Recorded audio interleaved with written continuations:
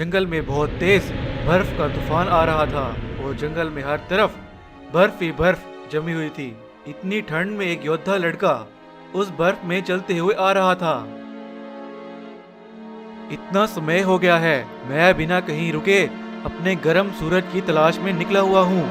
अब तो मुझे लगने लगा है धरती पर ये सर्दी ऐसे ही रहेगी और कोई गर्म सूरज नहीं निकलेगा। वहीं उस लड़के को सामने एक छोटी सी गुफा दिखती है। मैं बहुत थक चुका हूँ, इस गुफा में जाकर थोड़ा आराम कर लेता हूँ। वो लड़का उस गुफा के अंदर चला जाता है। गुफा के अंदर पहुंच जाता है। वहीं उसे सामने गुफा की एक दीवार पर अजीब सा कुछ बना हुआ दिखाई देता है। वो जैसे ही वहीं जाकर उस पर अपना हाथ रखता है, वहीं एक गुप्त दरवाजा खुल जाता है।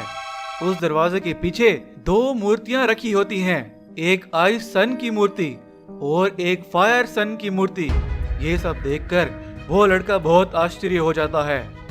इन दोनों मूर्तियों के बारे में मैंने सुना था। ये दोनों मूर्तियां जादुई हैं और इन मूर्तियों में सूरज और उसकी गर्मी को नियंत्रित करने की शक्ति है। लेकिन ये यहाँ इस गुफा में क्या कर रही हैं? वहीं अचानक वहाँ की जमीन हिलने लगती है और उस लड़के को एक भयानक आवाज सुनाई देती है। वो जब पीछे देखता है, वहीं सामने एक बहुत बड़ा बर्फ से बना हुआ राक्षस दिखता है। उसकी आंखें आइस सन की तरह नीले रंग की चमक रही थीं। वो बर्फीला राक्षस बहुत ज्यादा गुस्से में था और लड़के की तरफ आने लगा। मुझे अब समझ आ रहा है ये सब क्या हो रहा है। आइस सन और फायर सन दोनों एक दूसरे के साथ लड़ रहे हैं और इनकी ये लड़ाई इस अनंत सर्दी का कारण बन रही है, जिसने हमारी पूरी धरती को बर्फ से जमा दिया है। वो बर्फीला राक्षस बहुत पास आ गया था। लड़के ने अपनी तलवार निकाली और उस राक्षस पर हमला कर दिया, लेकिन उस राक्षस को कुछ नहीं हुआ और उस राक्षस ने हमला कर दिया, लड़के को दूर फेंक दिया और वो लड़का गिरकर बेहोश हो गया। जब उस लड़के की कुछ देर बाद आंख खुली तो उसके सामने एक परी खड़ी थी। उस परी के बाल फायर सन की तरह लाल रंग के चमक रहे थे। उस परी ने लड़के को बताया कि वो फायर सन की रक्षा कर रही है और वो कई सालों से आइस सन की शक्ति से लड़ रही है, दुनिया में संतुलन बनाने के लिए। वहीं वो लड़का कुछ सोच रहा था। मुझे विश्वास नहीं हो रहा है, इसने उस बर्फीले राक्षस को कैसे हराया होगा।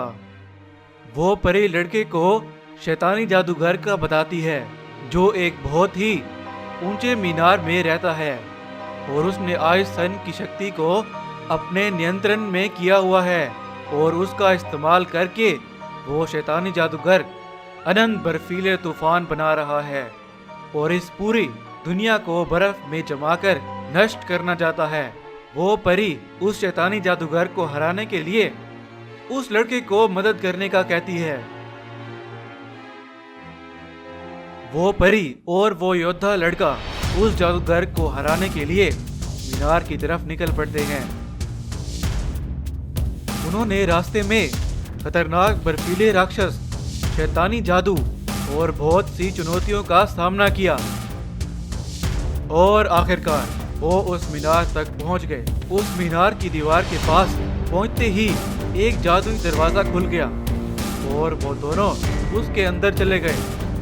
वो दोनों उस मीनार के अंदर पहुंच जाते हैं। वहीं वो शैतानी जादूगर खड़ा होता है। वो जादूगर उन्हें देखकर, मैं तुम्हारा ही इंतजार कर रहा था, मुझे पता था तुम यहाँ पर आओगे।